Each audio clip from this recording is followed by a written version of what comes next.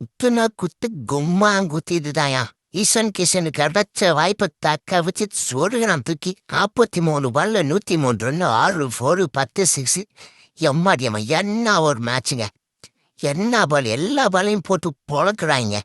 Saudi ஓவர்ல ஒரே ஓவர்ல 28 ரன் தூக்கி சொல்லிட்டா. எப்பாடியப்பா, தனக்கு ஒரு ஸ்பாட்டை கவனம் பண்ணிட்டாங்க. அடுத்து நம்ம கேப்டன் ஸ்கை 30 பால்ல 63 ரன்னுங்க, 4 4 6 6. அப்பா என்ன ஒரு ஃபார்ம், கம்பேக் கொடுத்துரு, செம்ம கம்பேக்கு. நல்ல ஒரு ஃபார்ம்ல வந்துட்டாரு. திரும்ப வேர்ல்டு கப் வருதே, நல்ல ஒரு ஃபார்ம்ல வந்திருக்காரு. சூப்பரான பேட்டிங்க. அடுத்து நம்ம கும்ஃபு பாண்டியா, ஆல்ரெடியே மண்டா கலர் பிடிச்சவன். 17 பாலுக்கு 42 ரன்னுங்க, ஒரு 4 4 6. அப்பா அடுத்து நம்ம அபிஷேக் சர்மாவும் 16 பால்லு 30 ரன்னு, 4 4 2 6 தூக்கி சொருகி இந்தியா 271 ரன்னு தூக்கி சொருகிட்டாங்கங்க. அடுத்து நியூசிலாந்து ஃபின்னல மனுஷனாய அவன் என்ன அடிங்க, 38 பால்ல 80 ரன்னு போட்டு போலந்து எடுத்துட்டான்.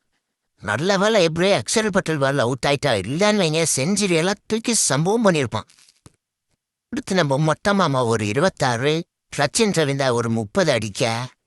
சரி, ஈஸ்வரி ஒரு காட்டா. New Zealand 225 all out. இந்தியா இந்த மேட்ச் வின் பண்ணி இதுதான்டா நான் ப்ரூவ் பண்ணிடுறாங்க.